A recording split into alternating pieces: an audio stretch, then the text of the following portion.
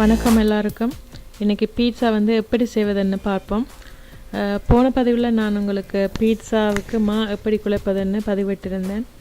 இன்றைக்கி வந்து பீட்சாவுக்கு என்னென்ன டாப்பிங்ஸ் வந்து நான் எடுத்திருக்கிறேன், அப்புறமா வந்து எப்படி செய்வதுன்னு உங்களுக்கு காட்டுறேன். நீங்கள் உங்களுக்கு விரும்பின டாப்பிங்ஸை நீங்கள் எடுத்துக்கலாம். இப்போ என்னென்ன பொருட்கள் தேவைன்னு பார்ப்போம். சீஸ் எடுத்துருக்குறேன்,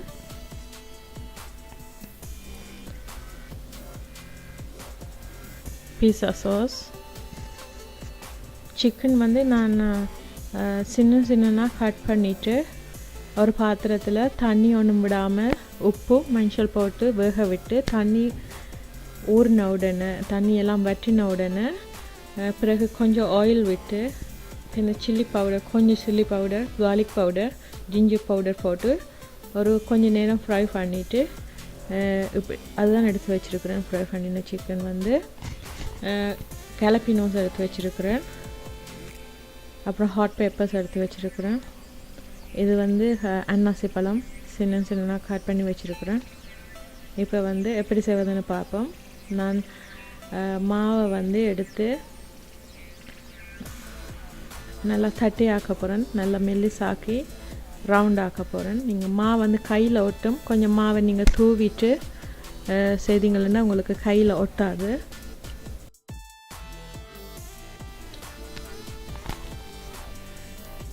இப்போ வந்து போட்டு நல்லா நீட் பண்ணுவோம். ஏனெண்டா ஏர் போகணும் அதுக்குள்ளே இருக்கிறது. ஏனெண்டா மாவை நாங்கள் வந்து டபுள் சைஸ் வர அளவுக்கு தான் வச்சுருக்கோம். ஸோ நிறைய ஏர்ஸ் வந்து இருக்கும் அதுக்குள்ளே. ஸோ அதனால் நல்லா வடிவாக தட்டி ஆக்கி ரவுண்ட் ஆக்குவோம். அப்போ தான் அந்த பீட்சாவுக்கு ஏற்ற வடிவம் கிடைக்கும்.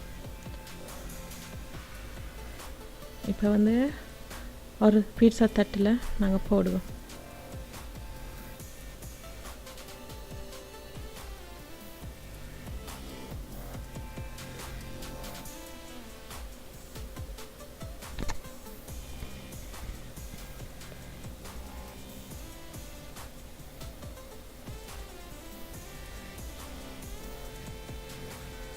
இந்த பீட்சா தட்டுக்கு வந்து ஓட்டையாக இருந்தால் நல்லா இருக்கும். இப்போ வந்து நல்லா வடிவாக ரவுண்டாக வர அளவுக்கு செட் பண்ணுவோம் மாவை.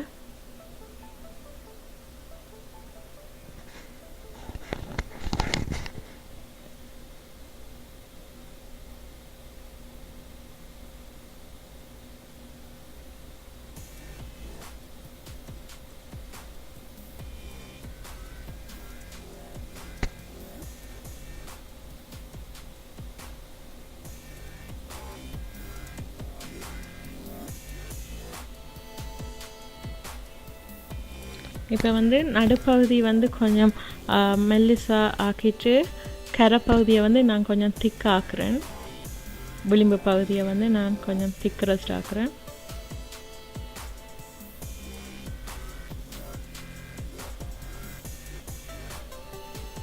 இப்போ வந்து ஒரு ஃபோக்கால் வந்து நான் ஓட்ட போடுறேன். ஏனெண்டா வந்து முதல் சொன்ன மாதிரி தான் ஏஆர் போடுறது, மாவில் இருக்கிற ஏஆர் வந்து வெளியால் வர்றதுக்காண்டி.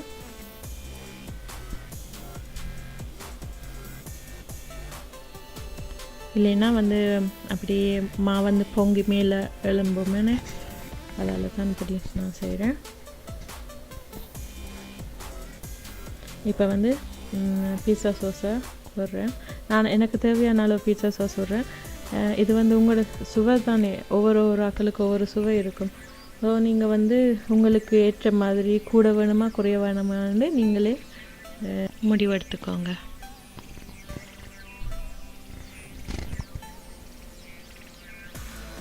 ஆக விளிம்புக்கு கொண்டு வரக்கூடாது, ஓரளவுக்கு இப்படி நான் செய்கிற மாதிரியே நீங்கள் செய்தீங்களா பீட்சா நல்ல வடிவாக வரும்.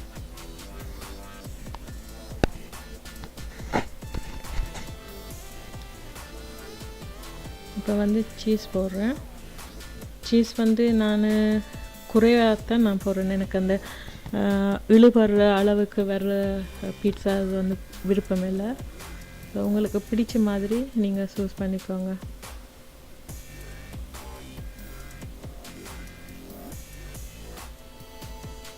இப்போ வந்து சிக்கனை தூவுறேன்.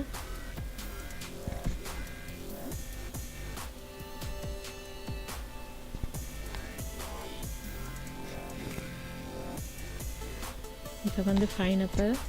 நான் 3 டாப்பிங்ஸ் தான் எடுத்துருக்கிறேன். நீங்கள் வந்து உங்களுக்கு எத்தனை டாப்பிங்ஸ் வேணுமானாலும் நீங்கள் சேர்த்துக்கோங்க. இப்போ வந்து கலப்பினியோவை நான் சேர்த்துக்கிறேன். இது வந்து கொஞ்சம் காரம்.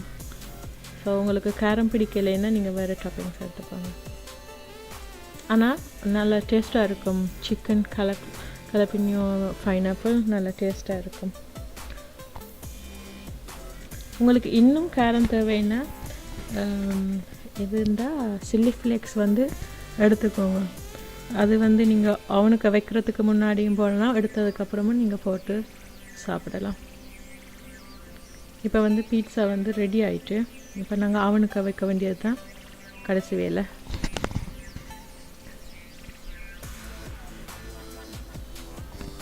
நான் வந்து 10 to 15 minutes அவனுக்கு வைக்க போகிறேன்.